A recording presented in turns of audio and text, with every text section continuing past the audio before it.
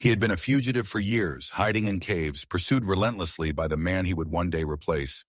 But on this day, David held his enemy's life in his hands and chose mercy over vengeance. King Saul, consumed by jealousy, hunted David with 3,000 soldiers. Exhausted from the chase, Saul entered a cave to rest, the very cave where David and his men were hiding in the shadows. "God has delivered your enemy to you," David's men whispered urgently. "Kill him now and claim your throne." The opportunity was perfect. One swift stroke would end his persecution. No one would question his right to defend himself against a king bent on his destruction. David crept forward silently, knife in hand. His men watched, barely breathing.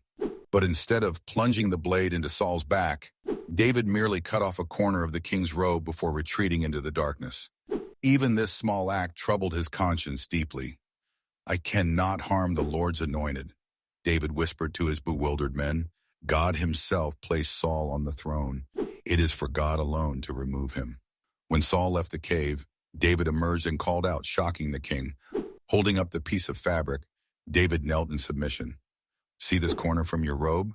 I could have killed you, but I spared you. Let this prove I mean you no harm. Why do you pursue me when I've done no wrong?"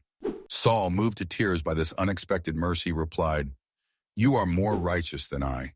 When a man finds his enemy, does he let him go unharmed? You've shown me kindness when I showed you none." In that moment, even Saul recognized what made David worthy to lead. Not his fighting prowess, but his wisdom to distinguish between opportunity and right, between expedience and honor. David's courage wasn't found in battlefield heroics that day, but in resisting the temptation of an easy victory that would have compromised his integrity.